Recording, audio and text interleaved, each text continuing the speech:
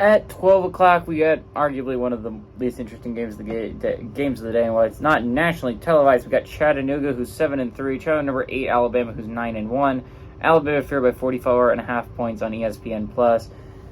Chase Artopius has gone 187 to 298, thrown for 2,672 yards, 20 touchdowns, 7 interceptions for the Mocs.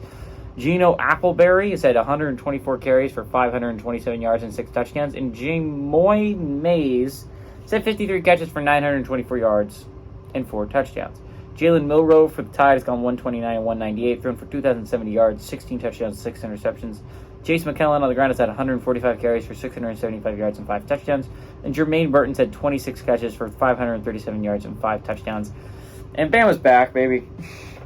It was interesting there for a little bit. It was like, is Bama even any good? Because they played that weirdly close game against USF, and then they didn't look good for a long time. But I don't know, that LSU game, ever since that LSU game, this has looked like a really good Alabama team, and an Alabama team that could legitimately give Georgia a run for their money in the SEC championship game. Bama, like always, gets a cupcake heading into their game against Auburn, which if I was an Auburn fan, I would be kind of irked about that. It's like every year, I swear, they play like a Mercer or someone, or like the Citadel before they play Auburn. It's like, what? Why does that make any sense? But Jalen Milroe has been playing like a playoff-eligible quarterback's team, like a quarterback that's leading a playoff-eligible team should be playing. Is he one of the best quarterbacks in college football? No, but he's playing solid football.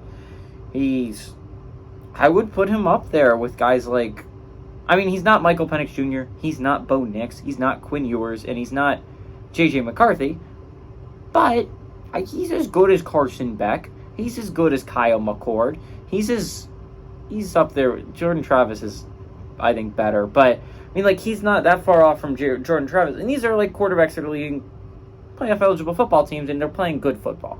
Like, you don't lead a playoff-eligible football team to the playoffs and be playing bad football. Jalen Milroe's not playing bad football.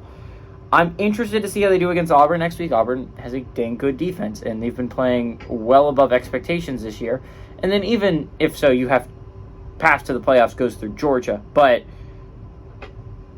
I don't know. Bama's looked good. Bama's looked hella good. I wish this was a better game. Obviously, I'm not going to be watching this game. There's really only 2 games on in the noon window that you should be watching. But Bama should defend home field. I think they win. 44.5 is a lot of points. I think Chattanooga covers.